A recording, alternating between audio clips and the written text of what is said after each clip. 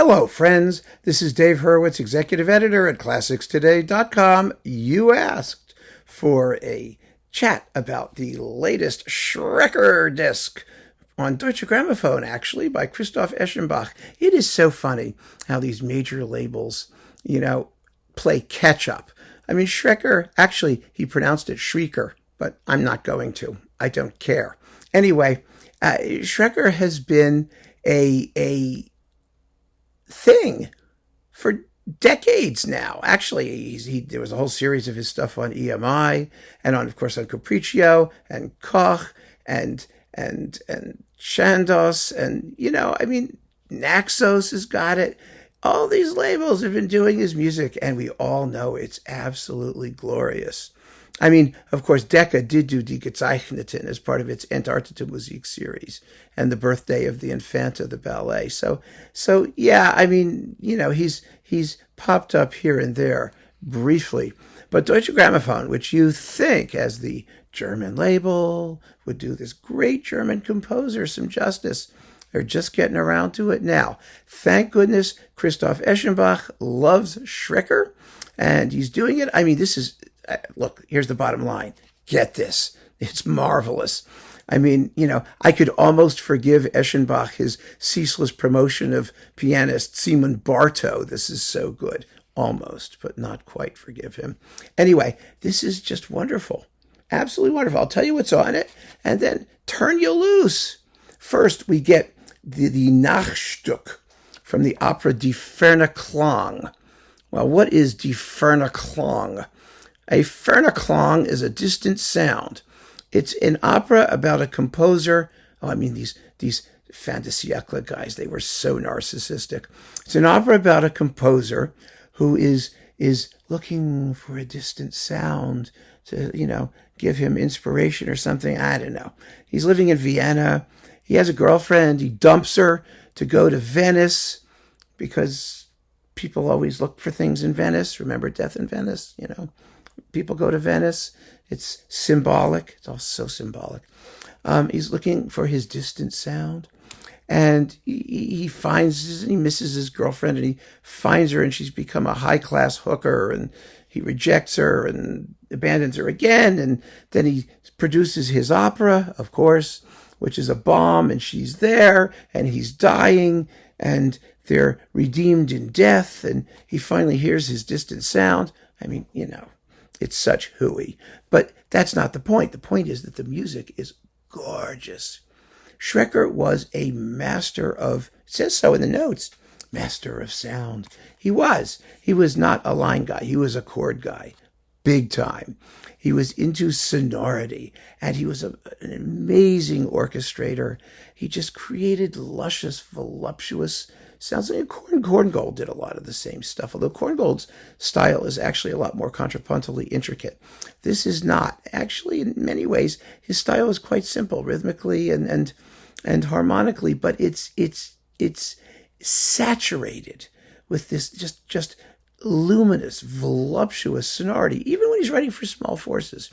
So the first thing in is this Nachtstück, which is a 17-minute long tone poem in the middle of Act 3 of Die Ferne Klang. And you are going to wonder why this doesn't get played every 15 minutes in like normal concerts. It is so beautiful. Oh my God, it's beautiful. And it's gorgeously played here by the Konzerthausorchester Berlin under Christoph Eschenbach. So then we get, just as an amuse-gueule, the Valse lente, the slow waltz at 6 minutes. It's just the most charming thing you've ever heard in your life, full of little celesta tinklies and harp thingies, and oh God, I love it. And then let's see, the Kammersymphonie, the Chamber Symphony. This is one of those pieces, it's called a chamber symphony. It's a symphony in one movement that subsumes the usual four movements with an introduction and an epilogue. And it's the opposite of Schoenberg's Chamber Symphony. It's a wonderful piece to couple with it because the Schoenberg is all counterpoint. It's all linear. And this is totally, the opening is marked schwebend, floating. The chamber ensemble, it's got like a piano and a harmonium and a celesta and a harp. And you never get a sense with Schreker that he's doing chamber anything because because he can create the most amazing sonority, rich, full sonority with two people. It's incredible.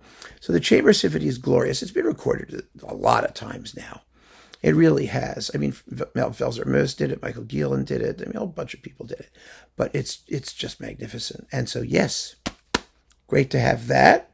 And then we've got Vom ewigen Leben, of eternal life. This is 2 settings, believe it or not, by Walt Whitman. Yes, that Walt Whitman, from Leaves of Grass. And it's like a shena. It's 2 songs, really, but they last like 20 minutes or so. It's 15 minutes. One is short, one is kind of long, 12. Yeah, about that length. And he's got the Israeli soprano, Chen Reiss, or Chen Reiss. I don't know how she wants to pronounce it. Boy, is she good. She sings these things beautifully. She's just wonderful for this stuff. Really just nails it. Plays with the text. And, delicious. It's yummy music. And then we've got 5 songs for low voice in orchestra with Matthias Goerne, based on the Arabian Nights and stuff like that. I mean, it's magical. The whole thing. It's this sensuous, languorous. God, it's wonderful. And then we have his Kleine suite, which he wrote in the late 20s for the radio. And it's a very different piece. It's neoclassical. It has like a fuguetta and a canon and a capriccio thing, and it's very odd. They're little teeny chunks. It's much more harmonically acerbic than the other music on the program. The pieces sort of end sometimes in the middle of nowhere. They're just a couple minutes long each. And sometimes the orchestration is very sparse, but very unusual. I mean, Schreker was always so attuned to the timbre of the individual instruments. And so you do get a little counterpoint, which is, rare, and some other, things like that. But the big moments, again, all of a sudden the music just erupts into this luscious thing. And then it just goes back down to its little neoclassicalness. It's a charming piece and rare. So that's a wonderful thing to have. And finally, we get his early romantic suite, a big 4-movement sucker that has an opening idyll, which is not terribly idyllic. I mean, it's a passionate exordium, because exordia were the kind of things that Schreker did, and passion was his specialty. And then you've got like a fun-filled scherzo and a dance finale and a gorgeous intermezzo, which is often played separately because it's just incredibly beautiful. I mean, this is a fabulous, fabulous collection of Schreker stuff, a lot of which you won't have heard, and you're going to just love it. And you get texts and translations. At least it's put together in a decent and classy and sensible way. So I've been listening to this on the train on the way back and forth to New York. I've been listening to it at home. I have it on my radio, my iPod, my streaming, my downloads, the physical product. I mean, however you get it, get it. So keep on listening, friends. Thanks for joining me. Take care.